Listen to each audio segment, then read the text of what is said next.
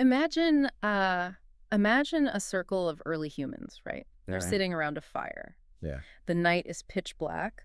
The wilderness around them is just totally unforgiving, and there are absolutely no laws. Like zero. None at all. Exactly. No gods yet, no written rules, no, societal blueprints. They are completely free, and yet, And yet they still organize. right, when one person rises, maybe they're a bit taller, or maybe their voice just carries differently, or they just exude this calm confidence in the face of the dark. The others instinctively look toward them for direction. It's wild. They just do it. Yeah, why? I mean, no one told them to form a rank. No one enforced a ladder, but they built one anyway. Yeah. So today, we are dissecting that haunting instinct. It really is haunting when you think about it. It is, and we're opening up a documentary script titled Why Humans Create Hierarchies. We're poring over these detailed historical and psychological dossiers, and we're using the acclaimed sci-fi and fantasy book San Vitae, The Awakening. Which is such a good book. Oh, it's incredible. And we're using all this to figure out why humans build these societal ladders and why we so often let them become cages. Yeah, it's an incredibly powerful psychological phenomenon. And we're going to use that fictional post-cataclysmic world of San Vitae, specifically the oppressive ruling class known as the Santeri and their conscripted servant, Curian. Right, as a vivid backdrop to understand the real-world anthropology of how power dynamics actually form. Exact. And really quick, just to set the stage for you listening, because these sources deal heavily with theories of systemic power, oppression, and the flattening of social structures, which, routinely intersect with modern political sociology. Right, totally. It gets political fast. Very fast. So we are looking at this strictly as impartial guides today. We aren't endorsing any of these viewpoints or taking any political sides. Our mission is just to explore the fascinating anthropological and philosophical arguments exactly as they are presented in this documentary and these research materials. Which is important because we have to start by looking at how we get from a small, egalitarian circle around a prehistoric fire to strictly enforced, massive societal ranks. Right. How does that leap happen? Well, looking at the anthropological evidence of early tribal structures provided in the documentary, early hierarchies weren't the rigid class systems we think of today. Like kings and peasants. Exactly. They were highly adaptive survival strategies. I mean, the hunters, who demonstrated the most skill, gained influence simply because they kept the group fed. That makes sense. Yeah, and the elders held authority through sheer experience. Like, they actually remembered where the water was during the last drought. Right. They literally had the data. Exactly.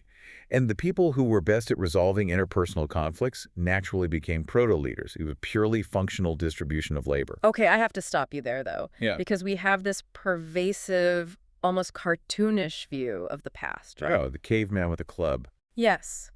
That early hierarchies were just about the biggest guy with the biggest club bashing everyone else over the head to take their food, like a playground bully dynamic. Wow, that's a stereotype. So if it wasn't about brute force, how did these early groups justify letting one person make the rules? Because brute force in a small tribe is actually a terrible long-term survival strategy. Oh, really? Think about it. If you injure your best foragers just to assert dominance, you starve. Oh, wow, yeah, I guess that's true. Right.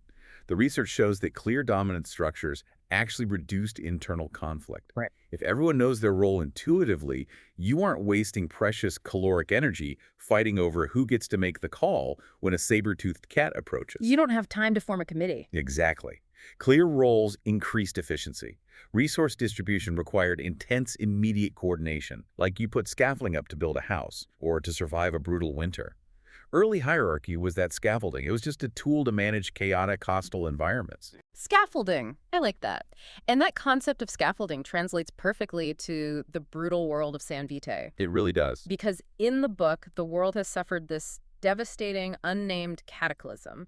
Survival is incredibly scarce, the environment is totally warped, and madness is just everywhere. It's pure chaos. Pure chaos. And out of that, the ruling class, the Santeri, emerged.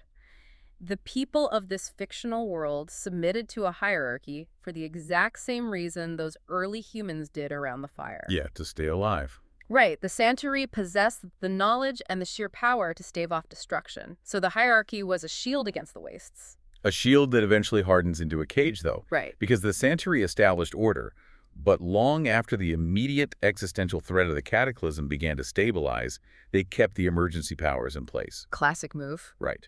They convinced the populace that the scaffolding was actually the house, and if you dared to take it down, the sky would fall. Which brings up a massive question for anyone navigating modern society. If hierarchy was born out of literal life or death survival, why does it feel so hardwired into us today? I mean, most of us listening aren't fighting off predators in the wilderness. Speak for yourself. Right, well, maybe in the morning commute. Yeah. But we still obsess over status, job titles, and social ranking. Why? Well, the psychological data on this human craving is staggering. According to the research dossiers, humans look for leaders in moments of uncertainty because we are neurologically wired to crave predictable social structures. We just want to know what's going on. Yes. Uncertainty registers in the human brain as a literal physical threat. Wow. Yeah. So to mitigate that anxiety, humans will form status rankings within minutes of meeting each other. You put a group of strangers in a room, and almost instantly, subtle cues like body language, tone of voice, eye contact, physical posture, they establish a pecking order. Here's where it gets really interesting. Think about your own workplace, right? You walk into an unassigned meeting room for a cross-departmental brainstorm. Oh, I hate those. They're the worst. But there are no name cards. But people intuitively leave the head of the table for whoever they perceive as the leader or whoever holds the highest corporate title. Every single time. It feels automatic. But the documentary sources present a fierce philosophical debate here. Is this automatic organization a product of immutable nature, or is it a cultural choice? Right, so the evolutionary theorists argue it is a biological inevitability. Okay. They point to the fact that strict dominance structures appear all across the animal kingdom. We see them in primates, in wolf packs, in dolphin pods. Great, dolphins! Oh yeah, dolphins have intense hierarchies, and they even spontaneously form among human toddlers before any significant socialization has occurred. Wow, okay. So from this perspective, hierarchy is an inescapable biological destiny. It's written into our DNA to organize vertically. But the anthropologists push back hard on that in the dossiers. They do. They point out that many nomadic and indigenous groups actively and intentionally flatten their hierarchies. Yes, this is fascinating. Like the Kung people of the Kalahari, for example. They have this complex social mechanism called insulting the meat. Insulting the meat. Yeah. When a hunter brings back a massive kill, the tribe playfully mocks him and complains about the meat. It's not because they are ungrateful. Right. It is a designed cultural technology to prevent that hunter from developing an ego and thinking he should rule the group. That's brilliant. Isn't it? If human societies can invent complex mechanisms to intentionally flatten their structures, doesn't that prove hierarchy is a cultural choice? Like, we aren't bound to it like gravity.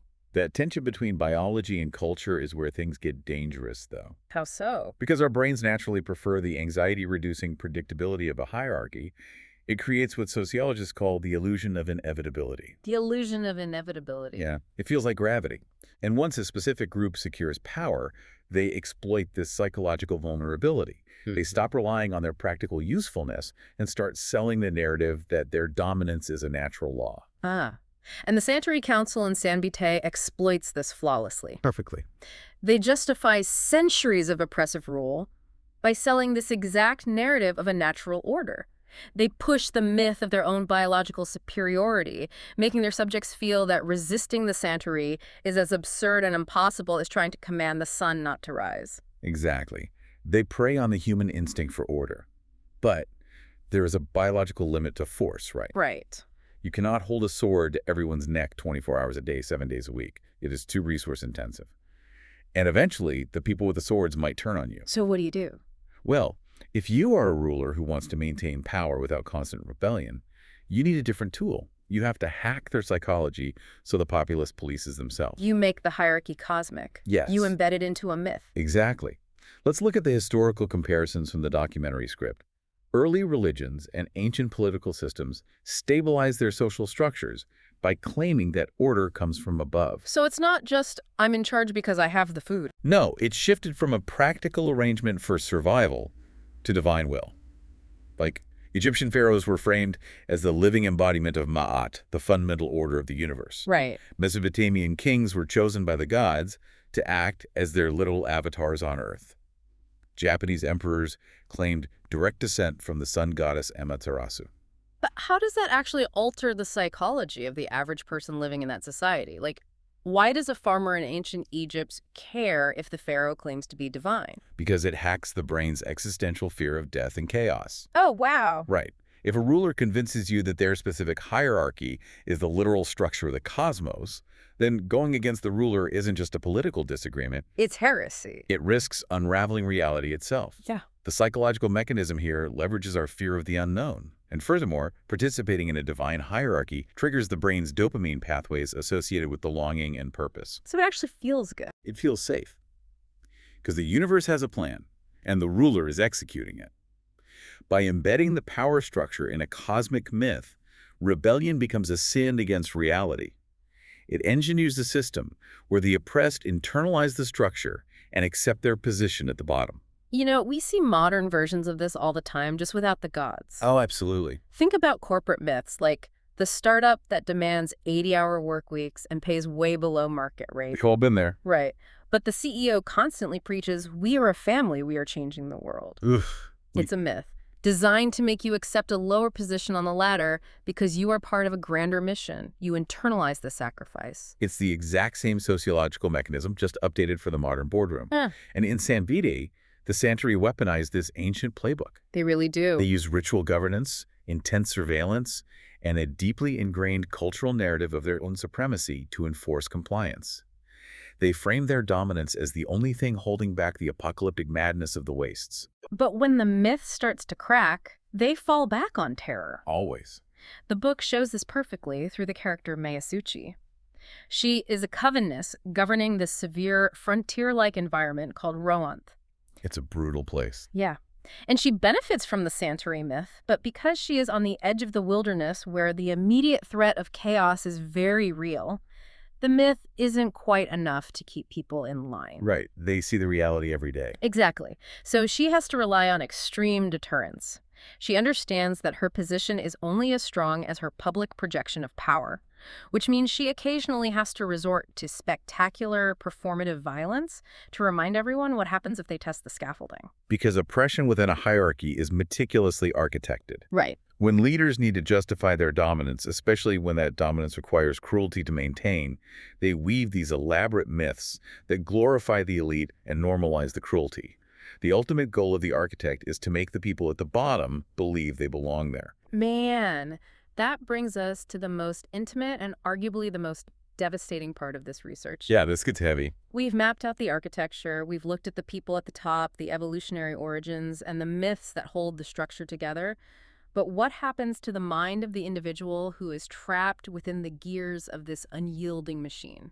Right. To understand the psychological toll, the research points us toward the concept of moral injury, which we can explore through the lens of the book's protagonist, Kurian.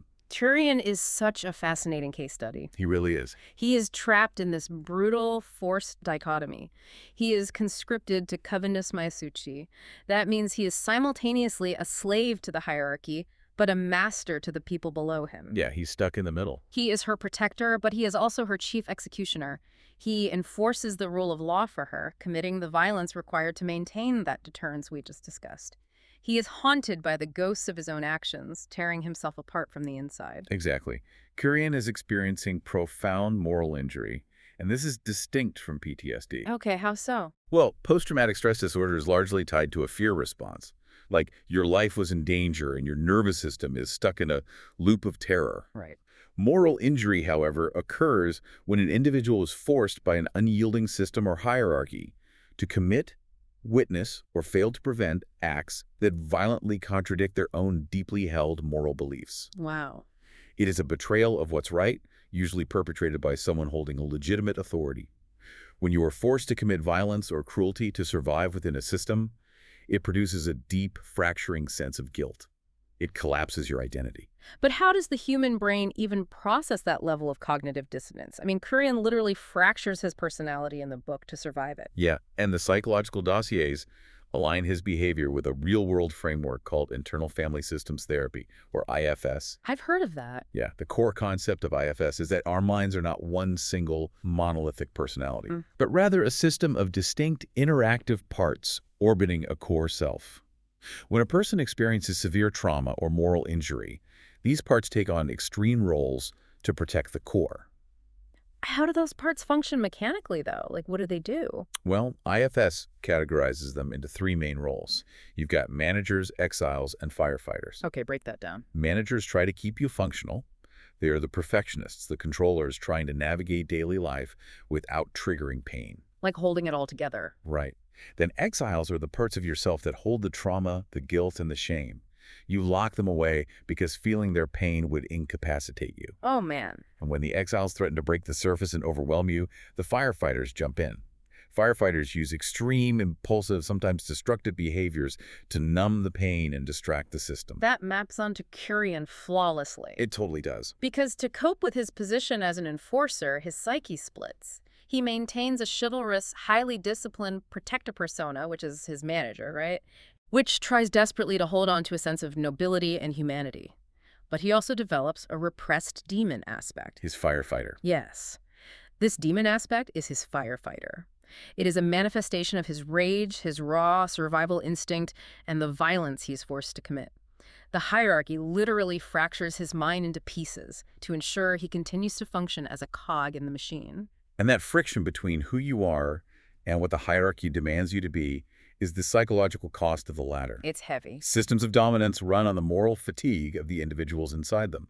The system extracts a toll. It asks you to give up a piece of your autonomy or a piece of your empathy in exchange for status, security, or mere survival. So what does this all mean for you? You listening right now are probably not supernatural executioners in a post-apocalyptic wasteland. Probably not. But you navigate modern hierarchies every single day. Corporate ladders, social cliques, institutional bureaucracies, academic structures. Everywhere you look. The stakes in your life might not be literal life and death, but these modern systems still demand compromise. They ask you to suppress parts of your identity to fit the corporate culture. They ask you to look the other way when a manager does something unethical, or to play a cutthroat game of office politics just to secure your position. Yeah. You might not fracture into a literal demon aspect like Curian, but the fundamental friction is identical. It makes you question how many pieces of yourself you are leaving behind on those rungs just to climb higher. It really does. Which brings us to the core thesis of this entire deep dive. We started by looking at that ancient fire. Hierarchy began as a piece of practical scaffolding. Just a tool. Right. It was a tool invented to organize a tribe so they wouldn't starve or be eaten by predators in the dark. It was a functional necessity. It was never a moral truth. No.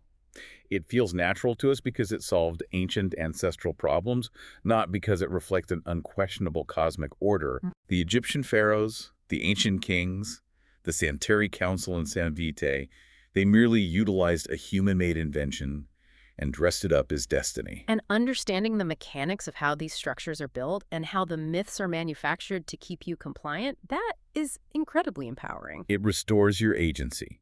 Once you see the architecture of a toxic workplace or a rigid social circle, you realize it isn't inevitable. You can see the scaffolding. Exactly. You have the ability to question it. You can choose to seek out alternatives to flatten the structures in your own communities like those nomadic tribes. And most importantly, you can refuse to internalize the myths that dictate your worth based on your rung on the ladder.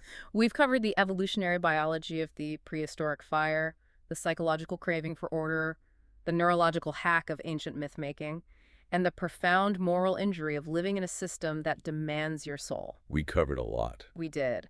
But before we wrap up, I want to leave you with one final thought to mull over. Let's hear it. Human beings originally constructed these hierarchies as a desperate way to survive the physical dangers of the ancient wild, right?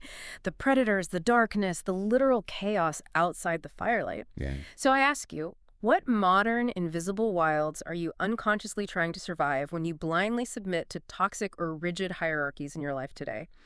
What are you so afraid of in the dark that you're willing to let someone else tell you exactly where you belong? Think about it. Wow. See you next time.